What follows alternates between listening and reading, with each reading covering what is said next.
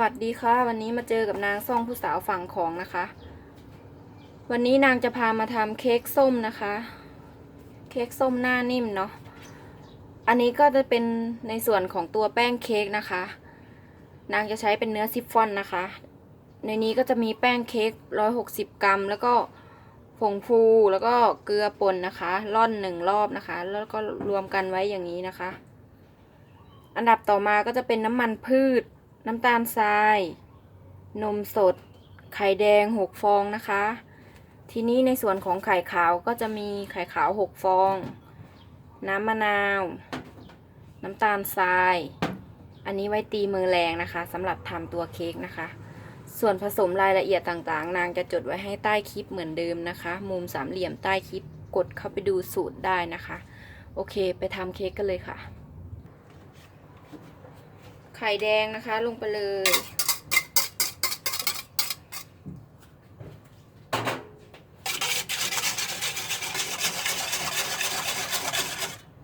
น้ำตาลทรายนะคะตีให้น้ำตาลละลายนะคะ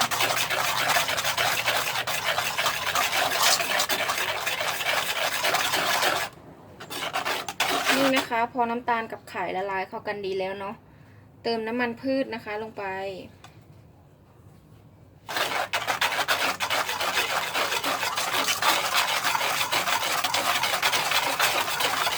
ก็คนให้เข้ากันนะคะ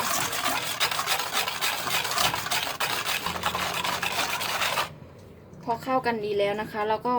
ใส่แป้งนะคะค่อยๆใส่นะแบ่งใส่3 รอบ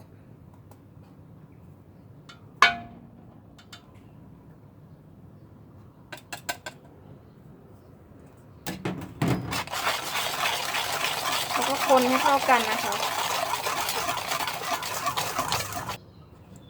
แป้งเสร็จแล้วก็นมนะคะนมก็แบ่งใส่เหมือนกันนะคะแล้วก็เติมแป้งค่ะ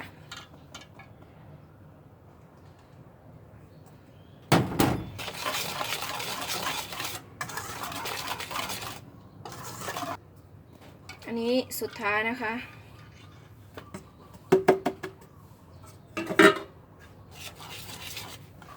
ตบท้ายด้วยนมนะคะ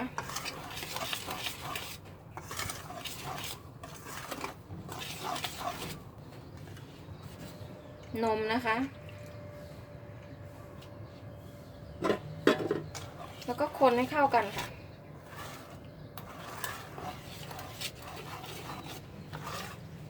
นี่นะคะก็เข้ากันเป็นอันเรียบร้อยนะคะก็จะได้เนื้อซิฟฟ่อนไปทำเค้กได้นะคะในส่วนของแป้งเค้กขั้นตอนนี้นะคะถ้าจะเพิ่มสีส้มหรือกลิ่นส้มก็สามารถเพิ่มได้ตอนนี้นะคะสำหรับตัวแป้งนะคะแต่วันนี้นางไม่ได้เพิ่มนะคะเพราะว่านางหาซื้อไม่ได้เนาะแล้วก็อยากกินนะก็เลยต้องทำเอาเท่าที่มีในบ้านเนาะถ้าใครจะใส่ก็สามารถใส่ได้ตอนนี้นะคะก็อย่างละ1 ช้อนชาก็ได้ค่ะหรือว่าใส่ได้ตามชอบนะคะสีกับกลิ่นนะคะโอเคอันนี้ก็จะพักไว้ทีนี้ก็จะไปตีมือแรงกันค่ะทีนี้เราก็มาตีมือแรงกันนะคะไข่ขาว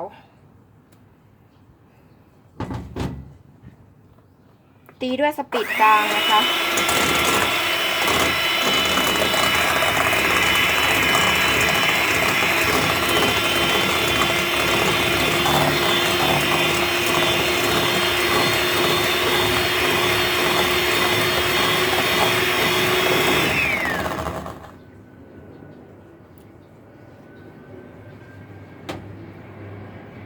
ทีนี้เราก็จะใส่น้ำมะนาวลงไปนะคะ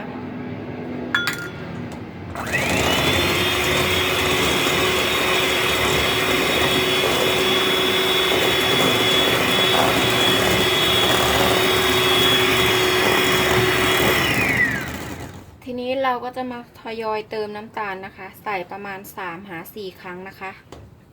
แล้วก็ตีไปเรื่อยๆนะคะให้เขาตั้งยอดอ่อนไปยันแข็งนะคะ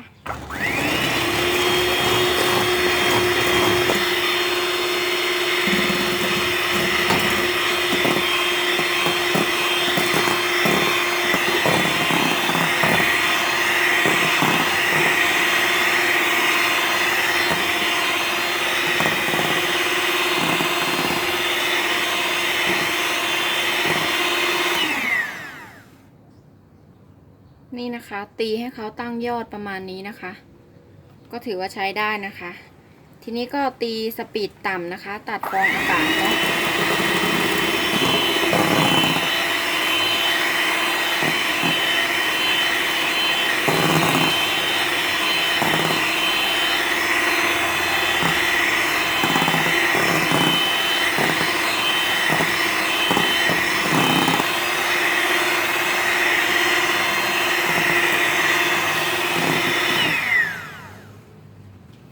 โอเคค่ะ เป็นอันเสร็จเรียบร้อยนะคะสำหรับมือแรงของเรา เดี๋ยวเราไปทำเค้กกันต่อเลยนะคะ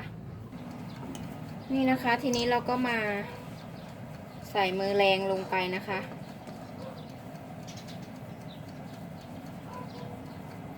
แบ่งใส่2 หา 3 รอบนะคะ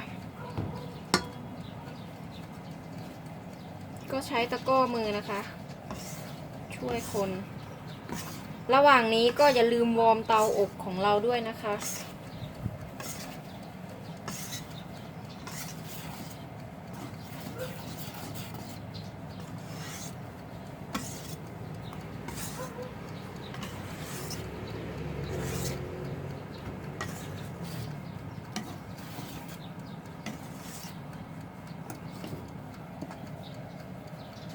ใส่ลงไปอีกนะคะ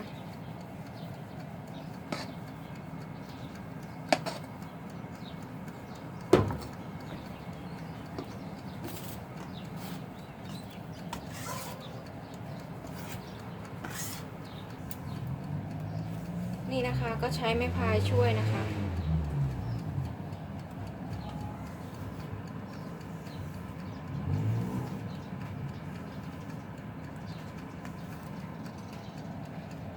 เป็นอันเสร็จนะคะเนื้อเค้กก็จะประมาณนี้เนาะ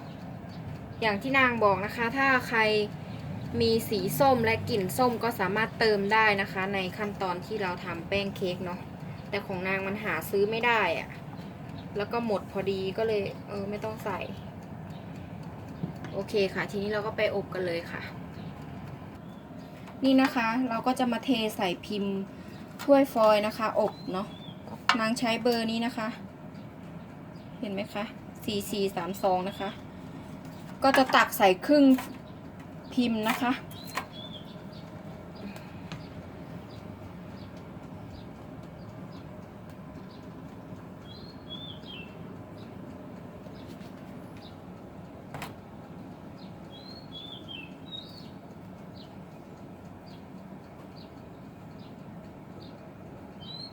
นี่นะคะนางก็จะตักใส่ประมาณนี้นะคะแล้วก็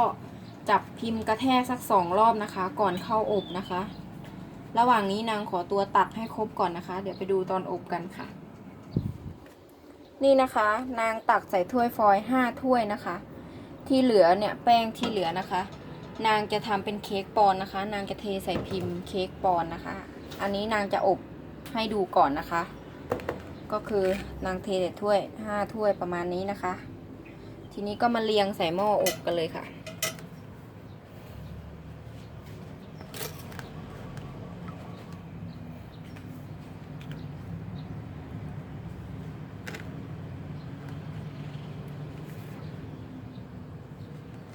ได้ถึง5ไหมนี่นะคะใส่เสร็จแล้วเนาะก็จะอบกันเลยใช้ไฟ150นะคะแล้วก็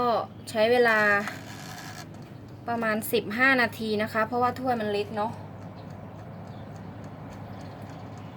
ดูสีขนมเอาด้วยนะคะไฟแต่ละบ้านไม่เหมือนกันนะคะไฟหม้อของแต่ละคนเนาะโอเคทีนี้นางก็ขอตัวอบก่อนสัก15 นาทีเดี๋ยวมาดูกันนะคะนี่นะคะเค้กเราก็สุกแล้วเนาะ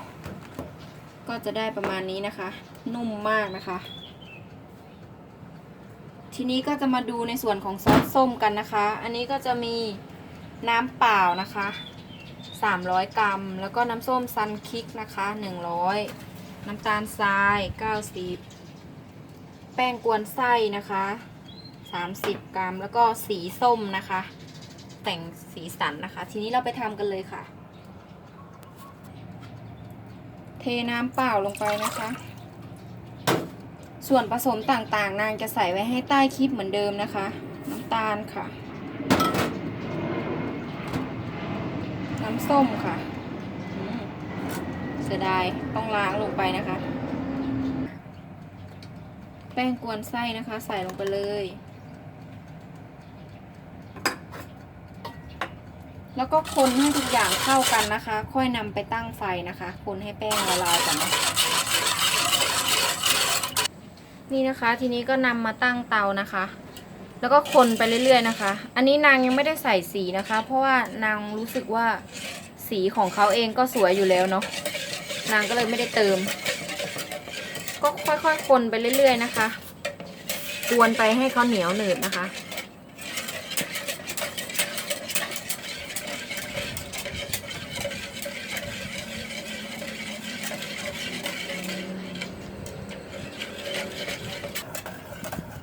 นี่นะคะคนมาสักพักหนึ่งแป้งสุกนะคะน้ำเขาก็จะเหนืดขึ้นนะคะ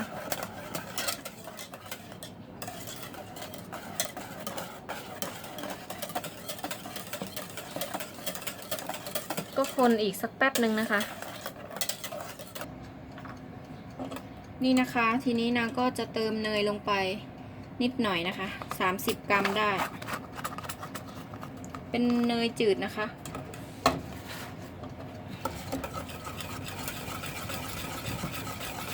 คนให้เนยละลายนะคะ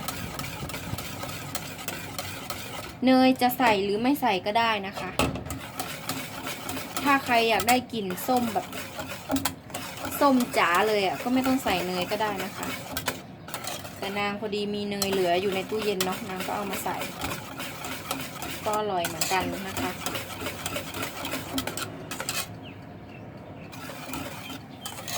นี่นะคะก็คนให้เขาอุ่นนะคะ ค่อยนำไปราดนะคะนี่ค่ะคือตัวขนมของเรานะคะ ตัวเค้กเนี่ยนะคะก็ถือว่าโอเคเลยค่ะก็รอแค่น้ำซอสส้มเราอุ่นแล้วเราค่อยนำไปราดนะคะตอนนี้ก็ยังร้อนอยู่เนาะเดี๋ยวนางจะพยายามคนไปเรื่อยๆให้เขาอุ่นตัวลงนะคะเดี๋ยวค่อยมาราดมาดูกันค่ะ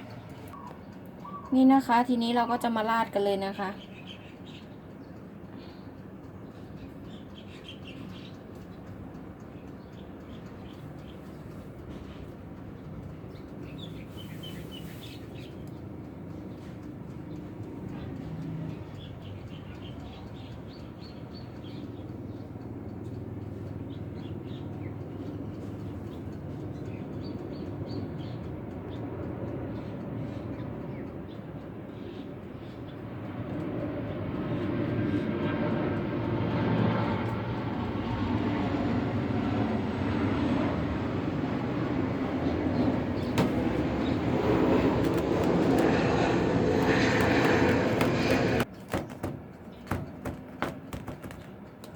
นี่นะคะ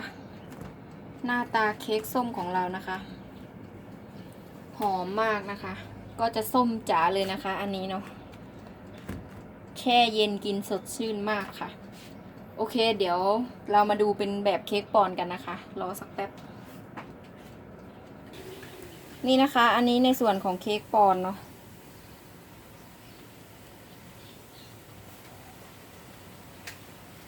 มัน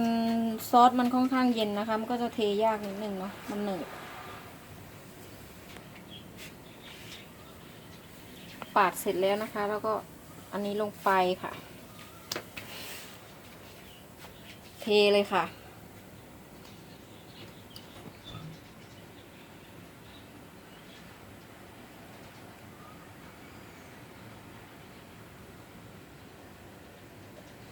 ได้ทั้งแบบใส่ถ้วยแล้วก็ทำแบบเค้กปอนด์ได้หมดนะคะ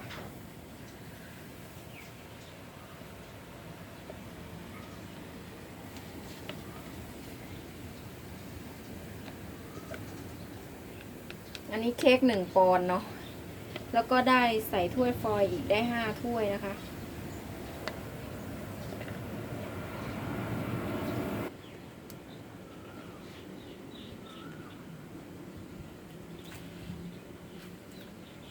ปาดหน่อยก็ได้นะคะ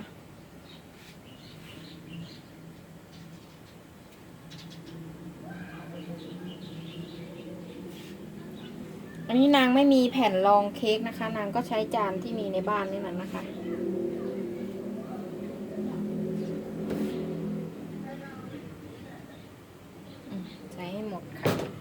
นี่นะคะ อันนี้ก็จะเป็นเค้กส้มแบบปอนด์นะคะ หวานหอมอร่อยค่ะสดชื่นไปแช่ตู้เย็นกินนะคะโอเคอันนี้เสร็จไปเรียบร้อยเนาะนี่นะคะเป็นอันเสร็จสิ้นนะคะ แบบปอนด์ก็เสร็จไปแล้วอันนี้ก็แบบถ้วยฟอยล์ก็เสร็จไปแล้วอันนี้เราสามารถปิดฝาแล้วไปแช่ตู้เย็นไว้ทานก็ได้นะคะจะได้สดชื่นเนาะนางปิดไปแล้วบางส่วนทีนี้นางก็จะมาชิมให้ดูนะคะนี่นะคะตักไปเลยค่ะ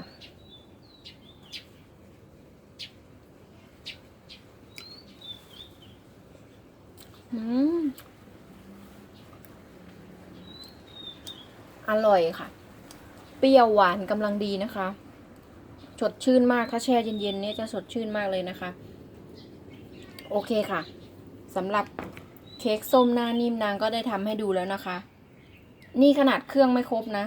นางขาดสีแล้วก็ขาดกลิ่นนะคะยังอร่อยขนาดนี้เลยอันนี้คือสีธรรมชาตินะคะสีของน้ำส้มซันคิกผาเขียวนะคะนางใช้ผาเขียวสีจะสวยมากนะคะกลิ่นนางก็ไม่มีเนาะเพราะว่าหาซื้อแล้วมันไม่มีตามร้านที่นางอยู่นะคะก็อร่อยเหมือนกันค่ะอร่อยมากด้วยแหละไปซื้อเขากินก็ถ้วยนี้ก็25 บาทแล้วนะคะทำกินเองลงทุนหน่อยแต่ได้กินทั้งครอบครัวนะคะรับรองอร่อยแน่นอนค่ะหน้าร้อนอย่างนี้แช่เย็นๆกินอร่อยมากค่ะสำหรับเค้กส้มวันนี้นางก็ขอจบไว้เพียงเท่านี้นะคะถ้าชอบก็อย่าลืมไปทำตามนะคะรับรองว่าทานได้แน่นอนค่ะอร่อยด้วยนะคะโอเคค่ะสำหรับคลิปนี้นางก็ขอจบไว้เพียงเท่านี้นะคะชอบก็ช่วยกด Subscribe กดไลค์กดแชร์ให้นางด้วยนะคะบางทีก็อาจจะมีพูดวนๆกลับไปกลับมานะคะก็ต้องขออภัยด้วยนะคะสวัสดีค่ะ